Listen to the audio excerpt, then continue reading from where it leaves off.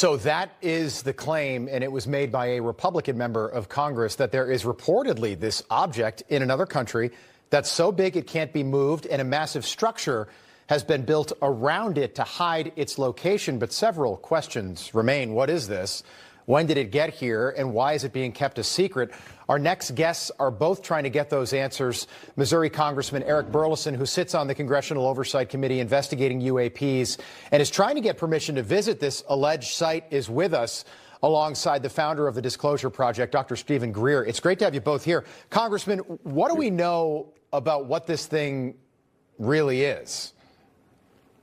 I don't know that I have any hard evidence of what it really is. I've had allegations from both inside and outside of the federal government that there is this object that exists in another country.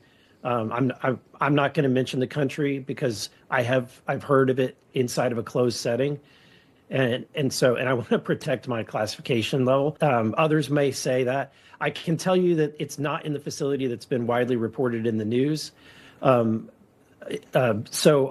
But I have been receiving reports both inside and outside of people that have worked in the federal government that there is the potential that this exists.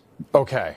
Dr. Greer, you have said publicly that this is outside Seoul, South Korea. Is that accurate?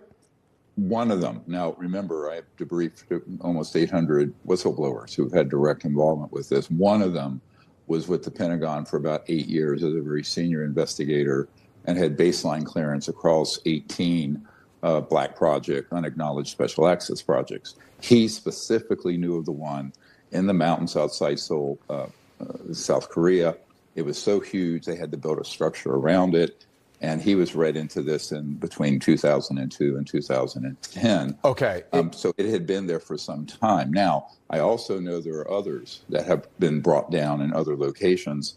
And if they're over a certain size, they're very, very hard to move. Imagine if they're bigger than a football field. And you're not going to put that on a semi. So it becomes logistically impossible to move it. And then in the United States, we know where there are some others, such as near Fort Sill, Oklahoma. There's a smaller one. They built a SCIF, a facility around that one. We have its location. So I know that the congressman can speak, to what he's limited, but because I'm a private citizen, I can discuss these. Congressman, are you referring to the location in South Korea? I can't be specific to that location. But there are wide reports. What I can say is that I've seen articles that have pointed to a specific building, and from what I've been told, that is not the facility. Wait, can you explain why we can't? You're trying to get permission, I assume, from our government and another government or somebody with another country to go visit whatever this thing is. Maybe it's a spaceship, maybe it's nothing. Why can't we talk about where it is? I don't get that. Again, because of the information was gathered inside of a classified setting on my behalf. What I can tell you is I have been trying to get access to even locations that reportedly have craft that are being reverse engineered, that are even close to Washington, D.C. And I'm having a difficult time getting access to even those facilities that are just within a few miles from my office in Washington, D.C. So to try to attempt to go to another country and get permission at that level is going to be somewhat insurmountable. But it doesn't mean that I'm not going to continue to try. It seems like the White House is, at least on some level, behind disclosure. We'll see where it goes throughout the next 3 years. Why is there so much resistance to your request, Congressman? A lot of it is turf.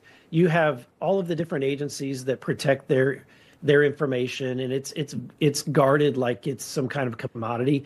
You have committees that protect their turf as well. So if you're not on the right committee, then oftentimes you're turned down, and sometimes there's multiple committees that have jurisdiction over a topic, and they love turning each other down. So the very nature and the difficulty of the red tape system within the bureaucracy of Congress is something that's very difficult to navigate. Dr. Greer, why can't this thing be moved? We can move mountains as a society. Why can't we move this thing?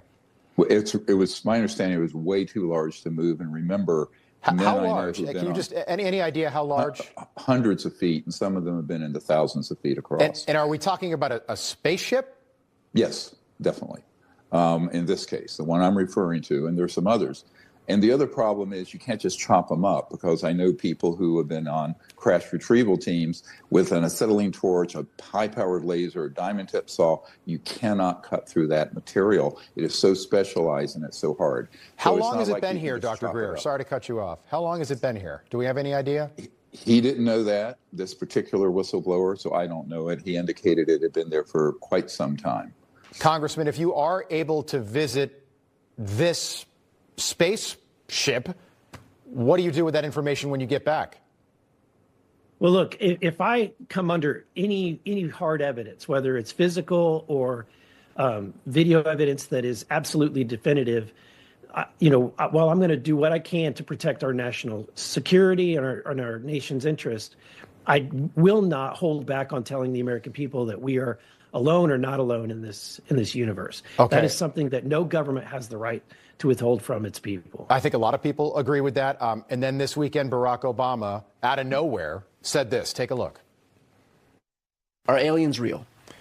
They're real, but I haven't seen them, and they're not being kept in, what is it? Area 51? Area 51. There's no underground facility, unless there's this enormous conspiracy, and they hid it from the President of the United States. Dr. Greer, did you believe him?